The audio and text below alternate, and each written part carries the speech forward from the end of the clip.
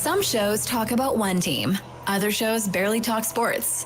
This show will talk Packers, Brewers, and Bucks every day. It's Wisconsin Sports Daily with Steve Sparky Fifer, served up by Wendy's on 1250 AM and 105.7 FM The Fan. Download the Wendy's app today.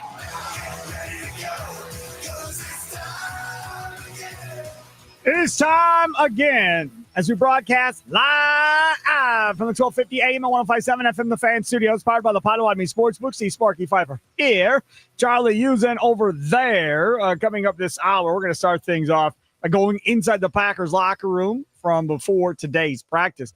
All the coordinators and Matt LaFleur are going to be talking later this hour. Well, they'll start talking later this hour. And then they're supposed to start talking at like 4:50, 5 o'clock. Matt LaFleur and those fine folks there. So you'll definitely be able to hear some of that tomorrow morning on the Pack a Day radio show with Andy Herman from 8 to 9. Mason Crosby is back in the saddle again tomorrow with Mitch Thunder Nellis from 9 to 11 and Tommy Wirtz. And then Thunder has his show out on location at the Potawatomi Sportsbook tomorrow. Middays with Thunder from 11 to 2, doing his show from the radio/TV studio at the Potawatomi Sportsbook tomorrow from 11 to 2. Thunder will be out there. And then, of course, tomorrow also we'll have the leadoff show powered by the Potawatomi Sportsbook. That goes from 12:30 to 1:30 tomorrow afternoon. Okay, so let's get into what happened before practice today. It's time for your green and gold update on Wisconsin Sports Daily, powered by the Potawatomi Sportsbook on 1250 AM and 105.7 FM The Fan with Steve Sparky Fifer. All right, so a couple of guys that talked before practice today. Darian Kennard talked before practice today. He is the offensive lineman they got from the Philadelphia Eagles. He got forced into action in week 1 as Zach Tom left with his oblique injury. So that is to talk about that. In fact, before we get any further into this, now that I'm thinking about this, we're going to make a quick pivot here because they did send over a injury report today as well for the Green Bay Packers. Packers held a walkthrough today, did not practice yesterday. So these, again, are all estimates for them. Zach Tom with an oblique still did not participate. Quay Walker yesterday was listed as did not participate with a quadricep. Today, limited participation. Jaden Reed was listed as did not participate with a foot injury, now limited participation. You guys expect Jaden Reed's going to play. Matthew Golden was listed as limited participation yesterday with an ankle. He's now full participation. The rest of those all the same as they were yesterday at this point. So Aaron Banks, ankle groin, still no participation, and nothing with Zach Tom and the oblique. So anyways, Darian Kennard talked at his locker today, so we'll hear from him. We'll hear from Josh Jacobs, the Packers' star running back, and we're going to hear from Edgerrin Cooper, the Packers' future all-pro linebacker. He talked. Ryan Wood was there. Curious when you oh, sure. All right.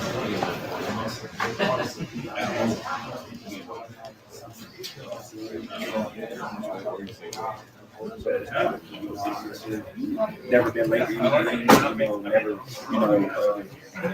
had any type of issues or anything like that. Curious when you turn on the film of this guy, Daniels. What is it that makes him kind of dangerous, special? He's able to throw the ball, and he got the legs under him. I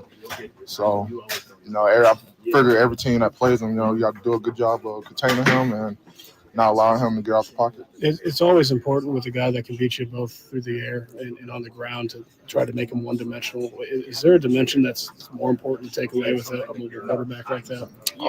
Just keep him in the pocket. Just trying to limit him to one thing, and that's throwing the ball, and just go from there. You guys do so well against Gibbs. What did you guys do so well against Gibbs, and how can you take that going into the future games? We just lined up and just try to be more physical. Just do our assignment, and it's a man-to-man ball game. So just try to whip the man in front of you, and just got to win every snap. How about the passing game? We caught 10 passes, but we had 30 yards. So you guys limited him really well there. So you're still just playing the call, playing our techniques well. Nothing special that we did. We just just line up and play ball. Was that a big part of your job specifically on Sunday? So there is Edgerrin Cooper talking to Ryan Wood and the assembled media there at his locker. The thing about this is I don't think Cooper is lying to the media when he said we didn't do anything special. Because if you go back to the very first segment of this show at 2:00, we played a clip from Dan Orlovsky, who pretty much said that watching that Lions offense on film was depressing, boring. Like those are the words he used to describe that Lions offense. And there's pretty much no creativity whatsoever inside of that offensive scheme against the Green Bay Packers on Sunday, and kind of put it on John Morden's shoulders, the offensive coordinator, for not being the creative guy that Ben Johnson was. So when Edgerrin Cooper says, we didn't really do anything, we just kind of played our techniques and stayed where we were supposed to be, didn't really have to do anything crazy, I think he's probably right at this point, Charlie. I think so. I think that this Packers defense, yes, it was phenomenal. It was aggressive. They were out there making big plays, but it also didn't feel like they were doing anything that was that crazy. They weren't doing all these crazy stunts. It was just Micah Parsons in that front seven dominating up front to the point that they didn't have to do any kind of crazy stunts.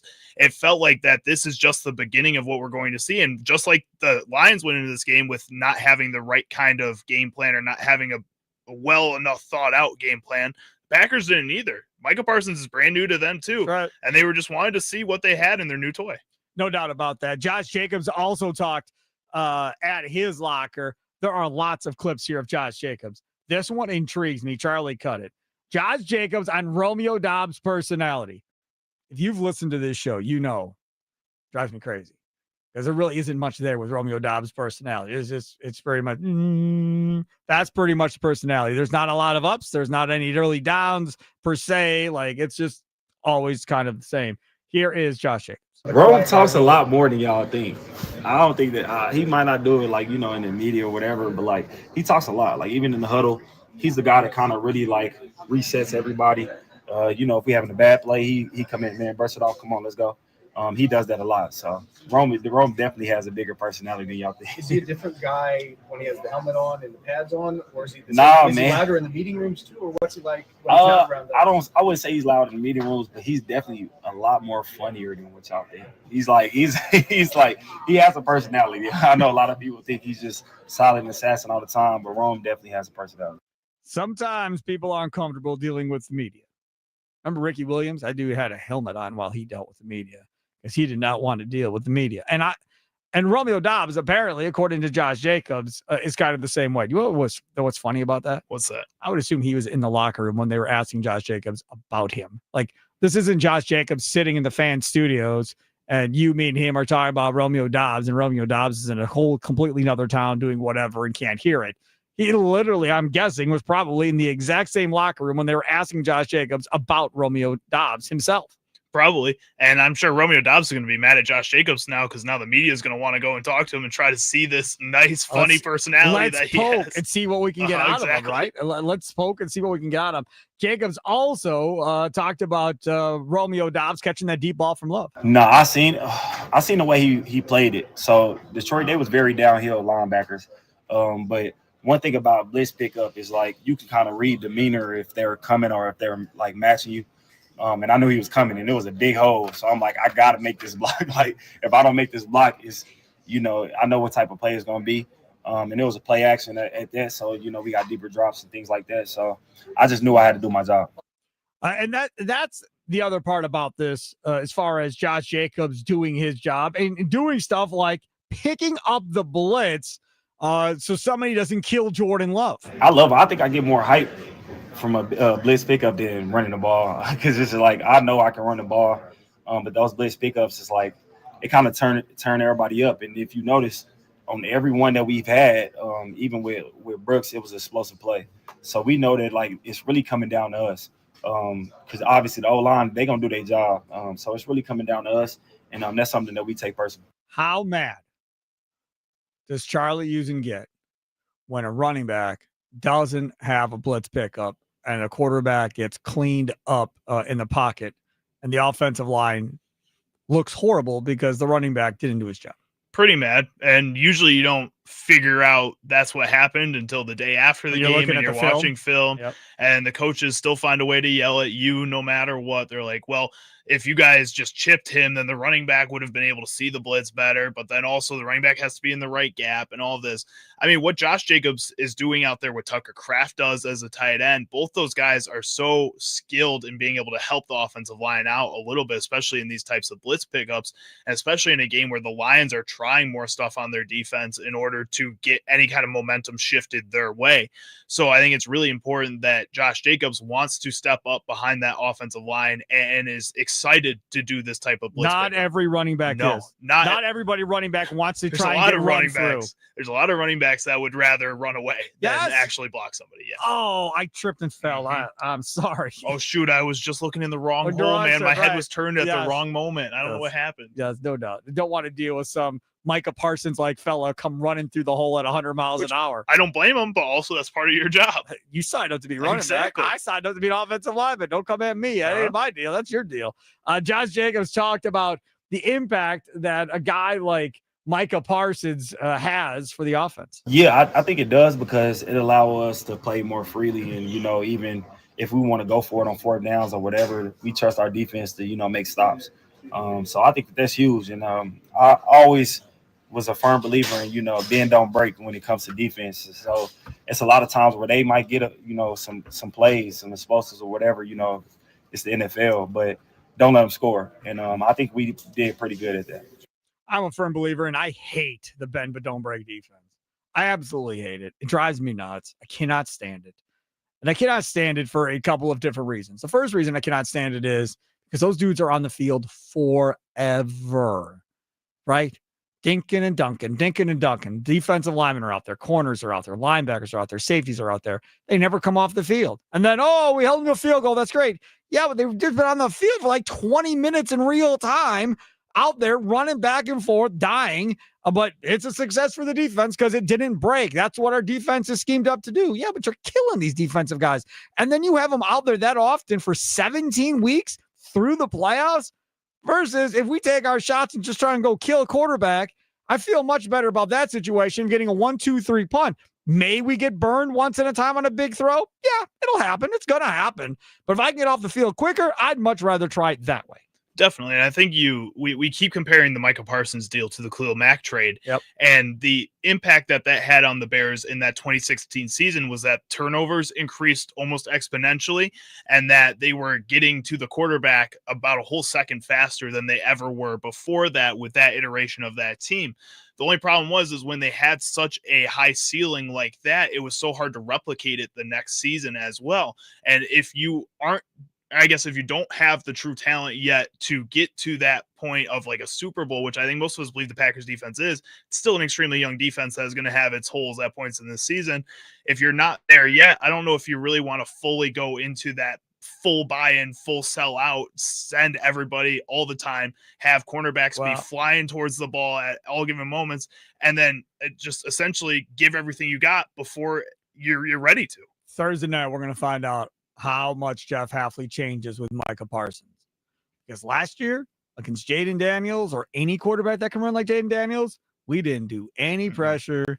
We dropped everybody back and dared them to pick us apart, and we didn't want to give up any big plays on the ground to the running quarterback, so we spied them, and like I said, barely blitzed at all. And if he did, it wouldn't be till the fourth quarter when it came crunch time. But he was very, very not aggressive in those situations. Will he be more aggressive now that he has Micah Parsons, or will he play it the same way because he has Micah Parsons and he believes he can get home? I think you play it the same way because you have Micah Parsons and you feel like he can get home. I mean, like I said, he had 2.5 sacks against Jaden Daniels last year on his own. You look at the New York Giants defense last week, they still ended up getting 2.5 sacks on Jaden Daniels themselves. And yes, that's probably the best pass rushing trio in the entire league of Brian Burns, Abdul Carter, and Kayvon Thibodeau. But at the same time, they weren't really doing anything too spectacular with that trio. They were just straight up rushing those guys because the rest of their defense couldn't handle that. Now you have Khalil Mack and Micah Parsons and a better defense with what the Packers have. I think just playing it straight up and just saying, you know what, our guys are going to beat your guys, do something about it, is a lot better of an approach this early in the season. Green and Gold Update brought to you by Potawatomi Sportsbook. Don't forget, they're the place to watch all of your favorite football games. baseball games. We're heading towards the postseason. College football games, pro football games. They got them all there. Now, again, I'm telling you, Saturdays and Sundays, that place is packed, right? Because everybody wants to come bet college football. Everybody wants to come bet pro football. So I highly suggest you reserve your seats ahead of time. Go to Potawatomi.com/sportsbook. Potawatomi.com/sportsbook. You do not have to reserve. It's not mandatory. They do not make you do it. But if you want to walk in and know you're going to have a seat to watch a 2,000 square foot center screen TV in front of you with over 30 sporting events going at one time, to be able to eat that delicious food from the Potawatomi Sportsbook with an all-day brunch, 48 beers on tap, dozen different specialty cocktails, homemade desserts and pastries, burgers, wraps, wings, oh my. Reserve your seats so you know you can enjoy all of that by going to Potawatomi.com/sportsbook. Potawatomi.com/sportsbook. Ryan Wood also sent back Darian Kennard, the offensive lineman that came over from the Eagles that the Packers signed late. He was the one that came in after Zach Tom had his oblique injury. Darian Kennard talked about his reaction when he found out he was headed to the Pack. I mean, it was another opportunity. It was a good opportunity. And, I love all these guys in Philly, but I came here and new fresh start. And just came in head down, just ready to work. Another exciting guy, it sounds like. Yeah, he was real thrilling. Really? Yes. Oh, good.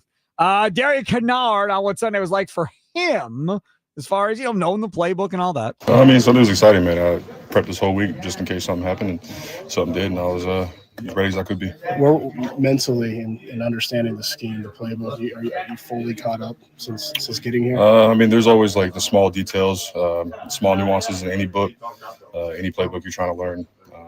Just kind of those small things I need to continue working on, continue picking on, and then. But overall, I think I was the best ready as I could be.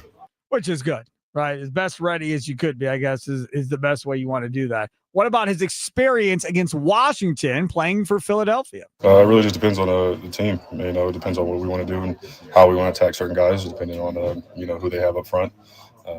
Overall, it helps to know in the scheme more, rather than just the team itself. But it helps. Yeah. Ryan Wood, I would imagine after this said, no need to talk to him again. Let's move on. If this dude was trying to convince the media not to interview him anymore, I think he did a great job. Play the clip that says Darian Kennard on what he does best. On what he does best? Yes. Show his exuberant personality to everybody. That's what he does best. All right, here is Darian Kennard per Charlie on what he does best. I don't know. I just got to be ready and stay ready for whatever happens. What kind of answer is that? I don't know. That's like, hey, who spilled the coffee? I don't know. Hey, why is there a mess in the bathroom? I don't know. Hey, who left the Wendy's bag in my car filled with excess food? I don't know.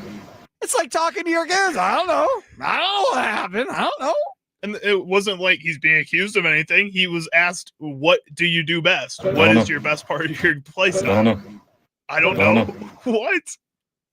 That makes me real confident in you as a player, my man. Sure. Like I said, that had to be, I don't want to talk to the media. I didn't want to talk to the media in Philadelphia. I got to talk to you all in Green Bay either. And, hey, man, he came from Philly. That Philly media, they're tough. Sports talk radio is tough. So he may have a real bad taste in his mouth about media in general coming from Philadelphia, Charlie. We should give him the benefit of the doubt. We got nice guys in Green Bay, though. A lot of those guys are a great crew. He doesn't know that. Well, he'll get to learn, and maybe he'll explode. He'll be this great personality, like apparently Romeo Dobbs is as well. Oh, my God. It just doesn't stop, right? It just doesn't.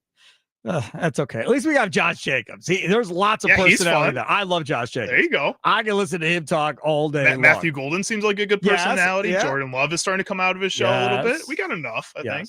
Indeed. There are no David Bakhtiaris on the offensive line, however.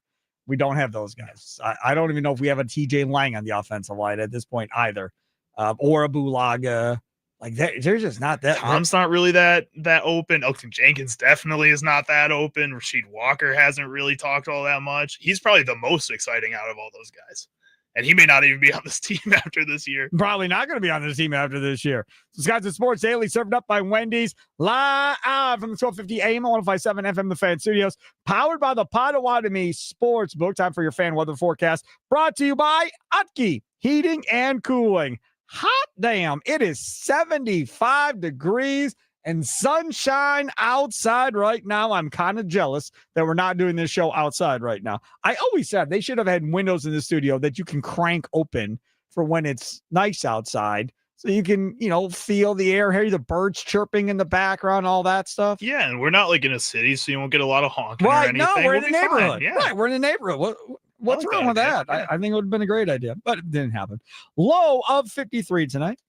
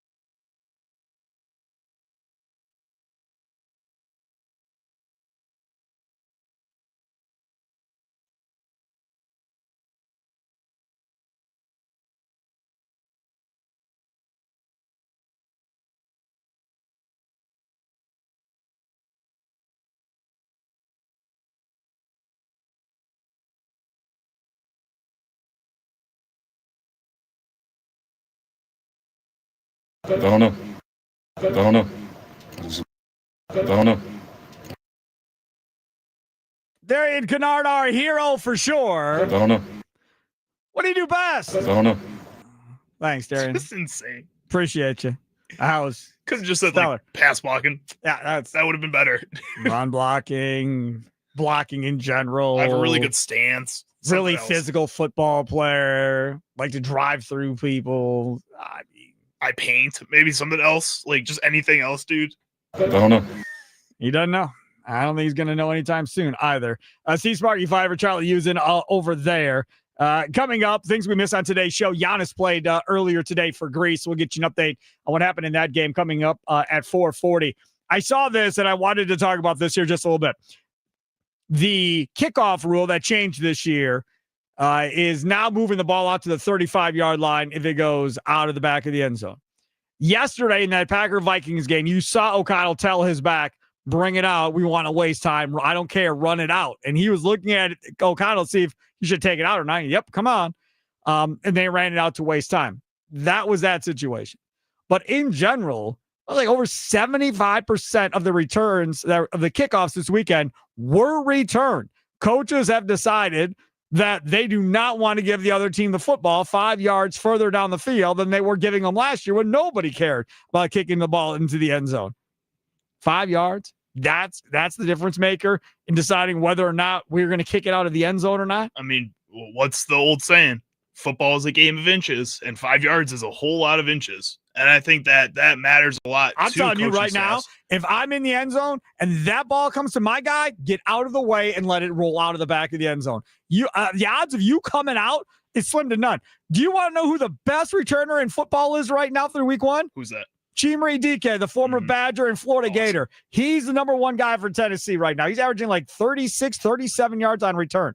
He's the guy. Well, and the other thing I noticed, especially in the Bears-Vikings game last night when I was watching that, is that it seems like it's easier to get a return almost with that front line of players and your team right in front of them, and you get that immediate blocking. I think there's a lot more opportunity for somebody to break, maybe not a touchdown return, but at least a longer return. And the second thing is, which I noticed all throughout the weekend, is that the special teams units for a lot of these organizations were not very good. Nope. Like, not good on the punt coverage. But why is that? There's a simple answer. This is how it is every year in the National Football League. This is no different than any other year.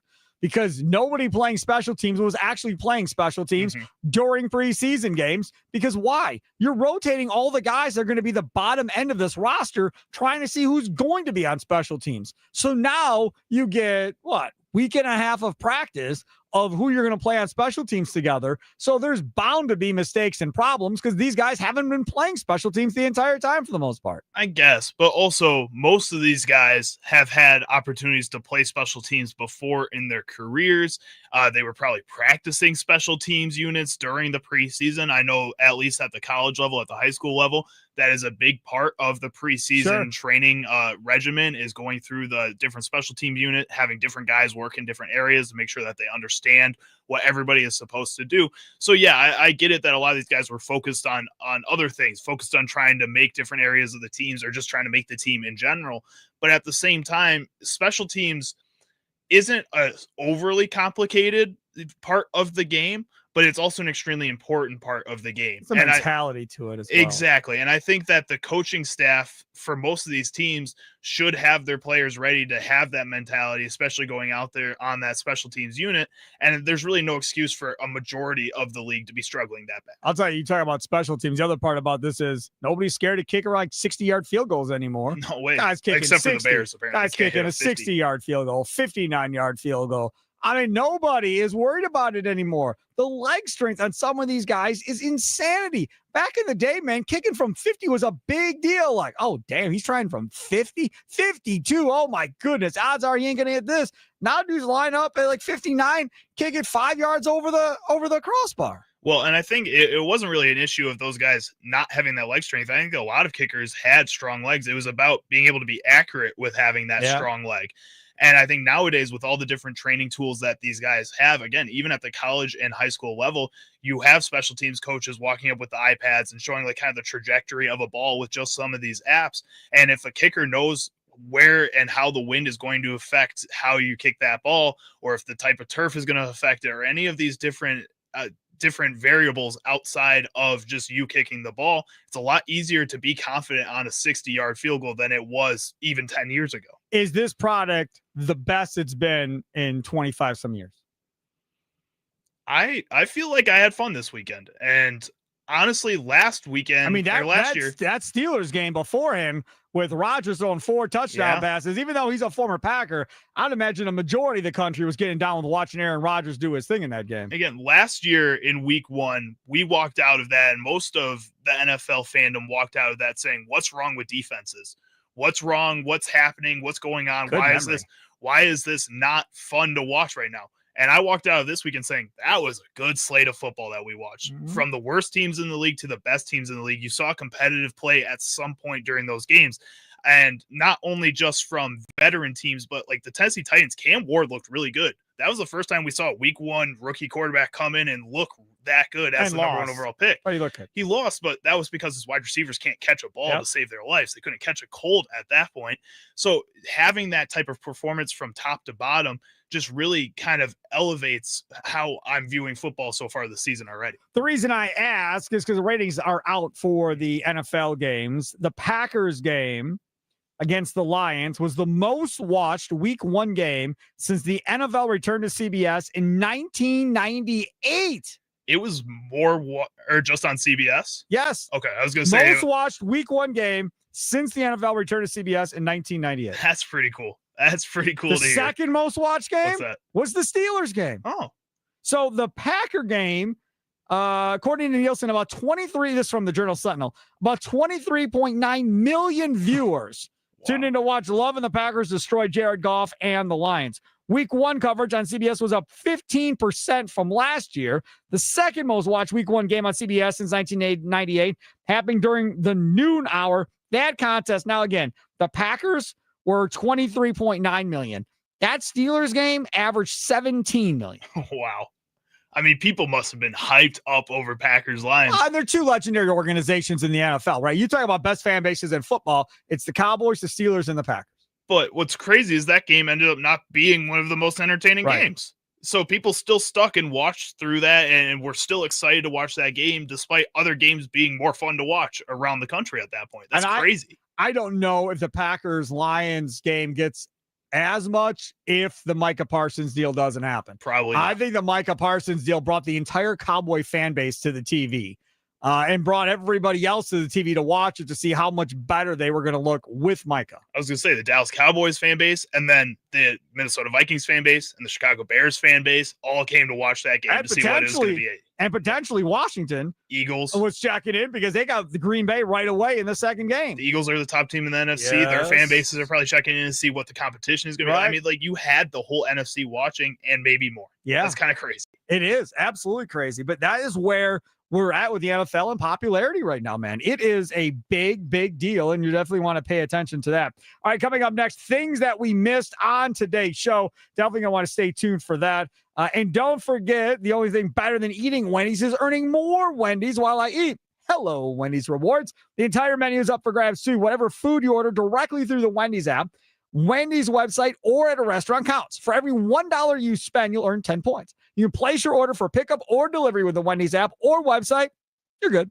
That's literally all you have to do. Mobile and website orders add reward points automatically. Done and done. It's the best and so easy, too. Things that we missed on today's show, including what happened with Giannis earlier today and Team Greece. This Wisconsin Sports Daily served up by Wendy's, live from the 1250 AM and 105.7 FM The Fan Studios, powered by the Potawatomi Sportsbook. Sparky here.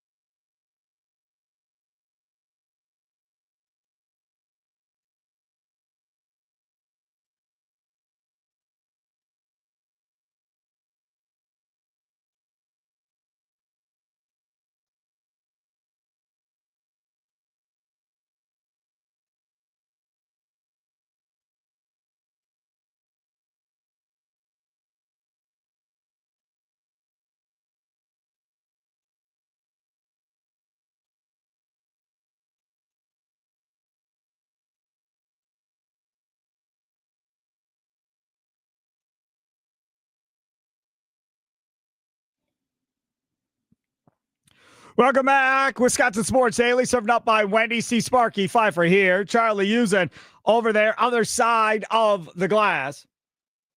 And we're going to get to things that we missed on today's show. Plus, I'll tell you more about prize picks as well.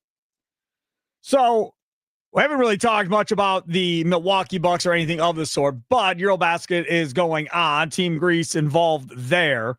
And Giannis today helped Greece get the victory over Lithuania, 87-76, according to Eric Name of The Athletic.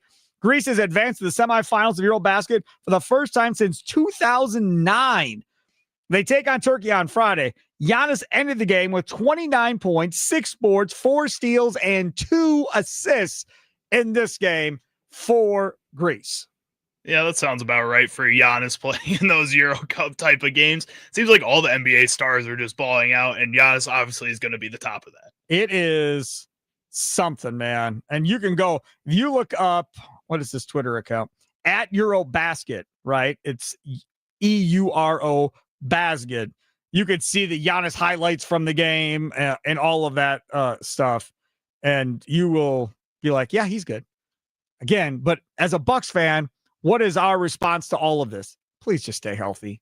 All right, please just stay healthy. Don't let anything happen to Giannis to make sure that he's good for the regular season.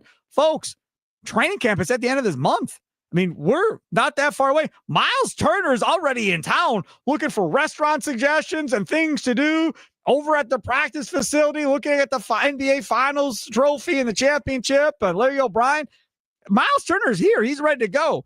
Giannis is over there doing his thing. So I would assume when he comes back, he's going to take a couple of weeks off while everybody else is training and preseasoning and all of that. And then middle of October, off we go. And in the middle of October, you might have all three playing. Brewers still in the playoffs, Bucks starting, and the Packers going all in with Packers Bengals like the 12th or whatever it is. I mean, it's going to get crazy. It's going to be a lot of fun to see. And Giannis, through this, if he, barring injury, just goes through it and wins the Eurobasket championship with Greece right now because they just went to the semifinals with that game. If he goes and does that, he should be pretty warmed up already, man. Like, this is going to be fun. He should be able to come into the season with already that athletic edge or that competitive edge, sure, with the full athleticism that he needs to go into the season. And we should see a monster out of Giannis. Yeah, absolutely right. I would agree with you on that too. Earlier in the show, we were going to do a topic at 2:20. We never did it. So I'm going to just ask Charlie now. If you all want to jump on to have this conversation, you can. Nicolay Love Fan Talking text line 414-677-1250. How much do you view McCarthy, JJ McCarthy, or Caleb Williams as a potential great quarterback in this division here in the next couple of years? Maybe not right away this year, but, the next 2 to 3 years. Do you view either one of them potentially as a quarterback that Jordan Love's going to have to deal with? That they're going to be a really good quarterback, and things are going to get interesting here in the NFC North. You can Facebook and Twitter us at The Fan Milwaukee. Sound off with a recorded voice message on the Odyssey app. Use that dugout chat right over there on YouTube. You can see the close-up of my big, gigantic head, which is always good. And I can't get the stupid thing to turn, whatever. Charlie, what say you? I think when I look at both of these players, I can definitely see a world where both of them could end up being competition for Jordan Love in the NFC North right now, just based off of that one game last night. And I think both those guys showed that they have immense talent, but also showed that both of them need a lot of work. I mean, JJ McCarthy throwing that pick six, he was staring down Justin Jefferson. Justin Jefferson did not run the best route possible, and Nahshon Wright just jumped in on it because he was reading it the entire way. 4 yards, I think it was. It was kind of insane how predictable that pass was from a JJ McCarthy. And Caleb Williams, we talked about how bad his overthrows were throughout the entirety of that second half for that Bears team. But also, you saw some magic from both of those guys last night. And it could be that both of them could be really talented. And this NFC North could have some of the best quarterback play in the entire NFL in the next 2 to 3 years. I think if I look at that game, I think J.J. McCarthy would be the lowest or the highest floor as to what he is going to be, right? I think at the bottom level, he probably has a higher floor than maybe Caleb Williams does. But the ceiling on how great you can be probably still is with Caleb Williams. Well, and I think because of those flash plays you see, running out of bounds, whipping the ball down the field. I mean, he made some splash plays last year where your mouth dropped holy crap. But then he also misses a lot of easy targets, which you thought would be corrected and would be better at because he's been getting hammered on all of training camp in preseason by his head coach about 70%, 70% completion percentage. And again, at the beginning of the game, it was there, and then it petered off to like 42%, I think, in the second half. I don't know if he gets to that number where Ben Johnson wants him to get to this year. Maybe he doesn't get there. I don't know. Like I said, I think he's got all the talent in the world. I just think I have more confidence now in J.J. McCarthy for possibly getting that Vikings team in a position to go to the playoffs more than I have in Caleb Williams doing it for his team. Well, and I think that was the expectation for both of those players when they were drafted, is that J.J. McCarthy playing at Michigan through the entirety of his career and kind of learning with Jim Harbaugh is that he was going to have that higher floor, maybe not a higher ceiling, but a higher floor than most other guys drafted around him. And that Caleb Williams at USC, where he was forced to kind of be creative with a weaker offensive line, a weaker wide receiver group, and a weaker coaching staff, if we're being honest, that he was forced to improvise and have to be a little bit better. So with that, I think those expectations you're still seeing. I also think that with Kevin O'Connell as your head coach, that floor is raised even higher now. So yes. J.J. McCarthy really has a safety net underneath him much larger than Caleb Williams does. And the other thing about this is there's no pressure on McCarthy necessarily. Especially coming off an injury. There is a ton of pressure on Caleb Williams to get this right. Because you would have to think in the back of his mind looming is, dude, if I don't play better this year, they're going to go get somebody else. If I'm Caleb Williams, I'd be thinking about it. They fired the coach. They gave me a new guy, a guy that was unbelievably successful in Detroit. Then in week one, you look at the offense and go, holy crap, that doesn't look like anything like they ran it this year. And that guy's my coach. If he can't make it work with Ben Johnson, it might be out the door you go to somewhere else next year. Yeah, it might be. Maybe Ben Johnson is looking for a player that's more Jared Goff-ish, more J.J. McCarthy-ish, where he can control them a little bit more and have them run a system that he wants them to run. Maybe Caleb Williams is a little too creative for that type of offense, but that doesn't mean in another system he may not explode. Justin Fields in New York, right? Exactly. I mean, Justin That's Fields, one game. Right, it's one game, but Justin Fields in Pittsburgh had games where you're like, hey. In Chicago, he had games like that too, though. Right. So, I mean, that's the thing. And I'm not saying Caleb Williams is going to be Justin Fields or anything of the sort, but Geno Smith, he struggled in the NFL for a long time, figured it out. Baker Mayfield. Sam Darnold, Baker Mayfield. There are plenty of guys that you can talk about that weren't all that good with their first team in their first organization. And then later, they figure it out and they take that next step somewhere else. So we'll see what happens with Chicago. I will say this. I don't think Packer fans watching those two games were like, oh no, they're going to be a problem with that quarterback this year. I don't think anybody was scared of it. And I don't think anybody is worried about Detroit either after week one at this point. And we write off Detroit's schedule earlier. The stretch that they have coming up is tough. After the Bears, it's a lot of playoff teams. There's like one in there that's probably not a potential playoff team for a while, like the next 7 or 8 games. So if they don't win in Chicago, it's going to be a long week ahead getting ready to go to Baltimore for Monday Night Football against the Ravens. Well, and again, Chicago and Cleveland are both in that schedule, and both of them weren't great week one, obviously, and probably aren't expected to get too much better, right, but they both played competitively, and they're both going to come into the game against the Lions and still play competitively. So you need to be able to, again, be perfect, and it's going to be really hard when you're also focusing on the 8 other teams that are great playoff contenders going up against you in the future. All right, we also have prize picks to talk about. I did another lineup last night, and I did not tell you, not because I was trying to keep it a secret, but because my old self forgot to tell you that I actually had a prize picks lineup going last night in that game. So let me tell you what the lineup was last night, and then we can talk about whether or not I won anything. And you can play Prize Picks as well. Download the Prize Picks app today. Use the code Sparky, SPARKY, to get $50 in lineups after you play your first $5 lineup. That's code Sparky, SPARKY, to get $50 in lineups after you play your first $5 lineup. Prize Picks, run your game. Must be present in certain states. Visit prizepicks.com for details. Remember I told you, I said, man, play the flex play. The flex play means you can still cash out if your lineup isn't correct. You can double your money even if one of your picks doesn't hit. Remember I said that? I do remember that. I think you say it every day. every day. And Prize Picks is daily fantasy, right? So you're picking 2 to 6 player stat projections. And you're going more or less. That's what it is. I didn't play the flex play.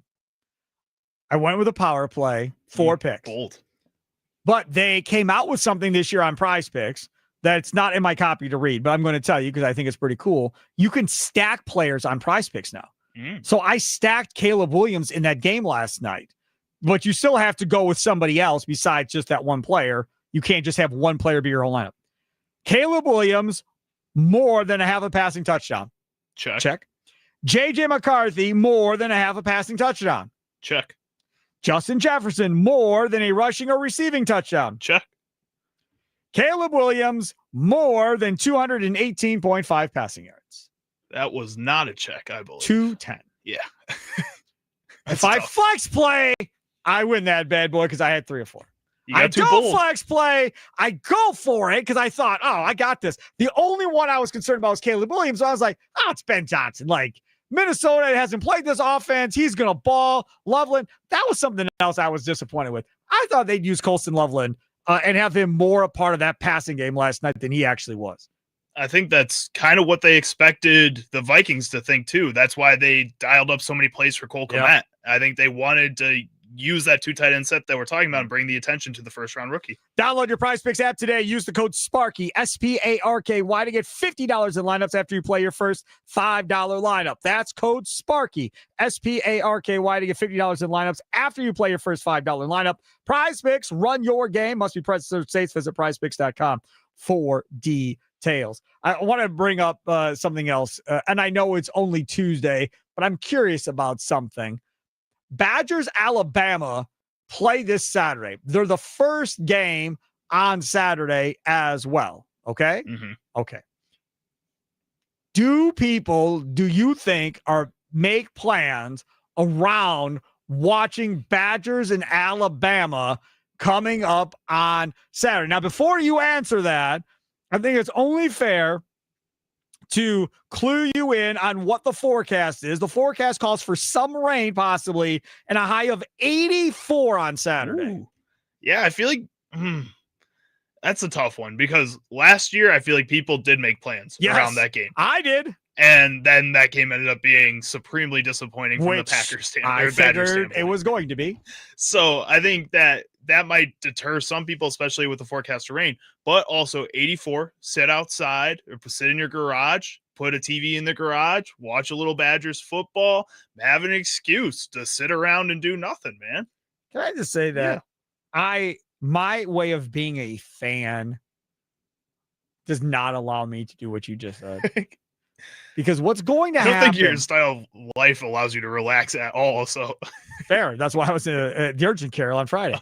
But that's the thing, right? So I can't sit there and watch Wisconsin down 14-0, 21-0 to Alabama in the first quarter and be relaxed and enjoying a cocktail. I'm not going to be. I'm going to be standing up, screaming and yelling, mad at the world that they suck as bad as they do. That's what's going to happen. There's no way I can do that. I can't do that for a Brewers game. I can't do it for a Badger game, a Packer game, nothing like that. Like, you go in more times than not. Last year, I didn't go into that game thinking they were going to win. I knew they were going to get hammered. And I'm pretty sure they're going to get hammered in this game too. But Kalen DeBoer, his Alabama team is not Nick Saban. As we brought up earlier, we had Greg Smith on National Recruiting Analyst at Rivals at 240. This ain't the same team, right? However, Alabama got spanked so bad by Florida State. If Kalen DeBoer loses his game, they may fire his butt in Alabama. He may be done if he loses to the Badgers at Tuscaloosa. He may be on the plane back to Madison to replace Luke Fickell for the Badgers at the end of the year for Madison. Who knows how this whole thing goes out? But even knowing that they're probably going to get hammered, I still don't think I could relax enough just to have a cocktail, sit outside, and relax. Like, if I'm going to sit outside and relax, and I do that from time to time on the deck, I have my portable speaker outside. I got music playing. That way I can relax.